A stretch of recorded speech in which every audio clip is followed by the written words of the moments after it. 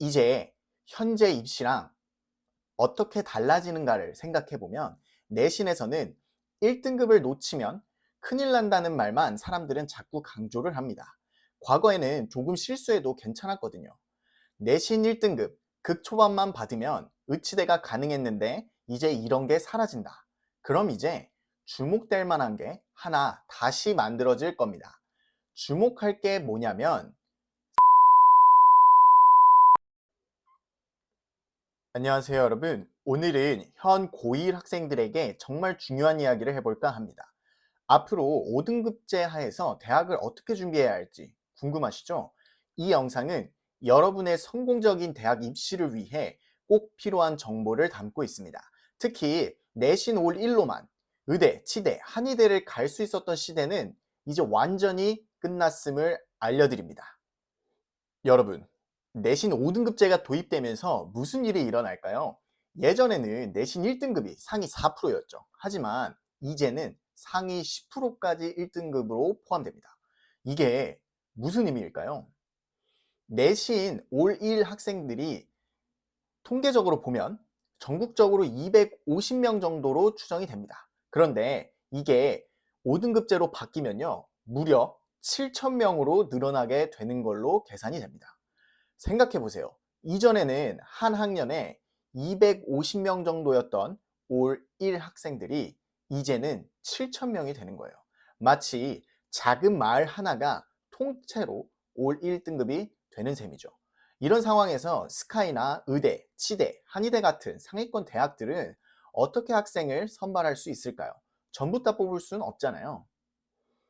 이 표를 보면 아시겠지만 1등급이 아니면 의대, 치대, 한의대나 스카이는 정말 어려워집니다. 혹시라도 한 과목에서 실수로 2등급을 받으면 거의 끝난 겁니다.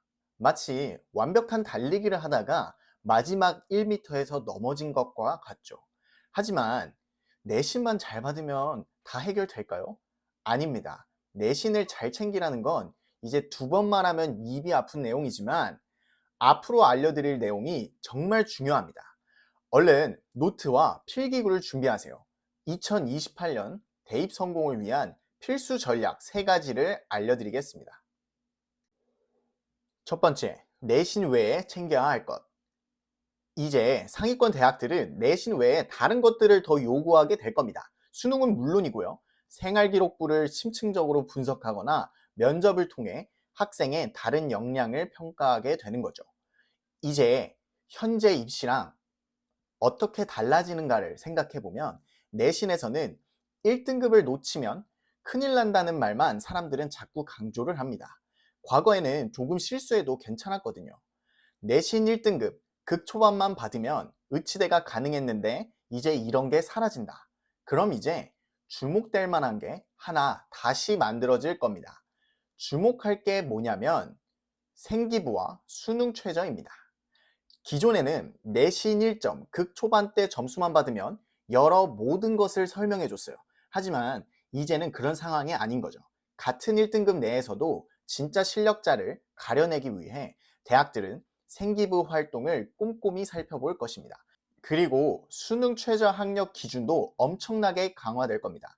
마찬가지로 내신만으로는 분별이 안 되니까요. 의치대 상위권 대학뿐만 아니라 수도권 대학들도 모두 최저학력 기준을 도입할 가능성이 높습니다. 이것은 대학들이 2등급을 받았다고 해서 실력이 있는 건 아니다 라고 생각하며 좀 더 다양한 잣대로 학생들을 평가하겠다는 의미죠. 따라서 이제는 내신 하나에만 올인하는 전략은 매우 위험합니다. 제가 여러 영상에서 강조했던 하이브리드 입시 전략을 잘 세워야 하는 것이죠. 내신과 수능, 그리고 생기부까지 균형 있게 준비해야 합니다. 두 번째, 표준 편차가 없어지고 원점수의 시대. 표준 편차가 크면 대학에서 이 학교는 명문고구나 라고 파악을 해서 그런 학교 학생들에게 우대를 해줬어요. 하지만 이제 정부에서 그런 장치를 없앤 거죠. 그러면 이제 대학이 무엇을 보고 판단할까요? 바로 원점수입니다. 단순히 1등급이라는 라벨보다 실제로 몇 점을 받았는지가 중요해집니다. 시험에서 100점을 받은 학생과 99점을 받은 학생이 같은 1등급이라도 대학은 100점 학생에게 더욱더 관심을 보일 거예요. 따라서 여러분은 단순히 1등급을 받는 것을 목표로 하지 말고 가능한 높은 원점수를 받을 수 있는 과목을 전략적으로 선택해야 합니다. 그래야 같은 1등급 내에서도 경쟁 우위를 점할 수 있습니다. 세 번째, 수강 신청의 중요성. 수강 신청이 정말 중요해졌습니다. 수강 신청이요? 하실 수 있는데 두 가지 측면에서 매우 중요합니다. 첫 번째, 생기부 관련 때문입니다. 대학에서 요구하는 과목들을 맞춰서 들어야 합니다. 그리고 그 과목을 왜 선택했고 어떤 심화 탐구까지 했는지 스토리가 잘 녹아 들어가야 하는 거죠. 저는 이런 과목을 이런 이유로 선택했고 이렇게 열심히 공부했습니다. 라는 메시지를 전달해야 된다는 거죠. 둘째는요, 내신 환산 방법 때문입니다. 학생주가 정말 중요해졌어요. 아까 말씀드린 것처럼 1등급이 4%에서 10%로 늘어났다고 안심하시면 안 됩니다. 만약 30명이 듣는 과목이라면 3등 안에 못 들면 게임이 끝나는 거예요. 마치 작은 연못에서는 작은 물고기도 큰 물고기로 보이는 것과 같은 원리입니다. 따라서 여러 진로 선택 과목 중에서 인원수가 많이 몰리는 과목을 선택하는 것이 유리합니다. 물론 고등학교에서도 어떤 과목을 개설하고 학생들이 내신을 잘 받을 수 있도록 많은 고민을 할 것입니다. 하지만 학부모님들과 학생 여러분도 깨어 있어야 합니다. 미리 계획을 세우고 수강 신청을 전략적으로 해야 합니다. 이 표를 보시면요, 2015 교육과정에서 2022 교육과정으로 바뀌면서 등급이 표시되는 과목이 늘어나고 세부 특기사항 작성 과목도 확대되었습니다. 이것은 무엇을 의미할까요? 바로 여러분이 수강한 모든 과목이 대학 입시에 영향을 미친다는 뜻이에요. 그리고 수강한 과목에 대한 스토리가 세특에 잘 녹아들면 더 좋은 평가를 받을 수 있습니다. 여러분도 아시다시피 생기부는 스토리텔링이 정말 중요합니다. 그냥 이 과목을 들었다, 이런 걸 대학에서 정말 싫어해요. 이런 이유로 이런 과목을 선택했고 이렇게 공부했으며 이런 성장을 이루었다 라는 스토리가 있어야 합니다. 그래서 어떤 과목을 들을지 목표에 따라서 잘 결정을 해야 되는 것이죠. 자세한 내용은 2026년 4월에 모든 것이 결정되기 때문에 그때 철저하게 분석하고 알려드리겠습니다. 구독하고 기다려주시면 제가 모든 전략들을 말씀드리겠습니다. 자, 지금까지 여러분께 알려드린 전략들을 정리해 볼게요. 첫 번째, 내신 1등급은 기본이지만 이제 그걸로 충분하지 않다. 생기부 관리와 수능 준비도 함께 해야 된다. 하이브리드 입시 전략이 필요한 시대가 왔다고 볼 수 있다.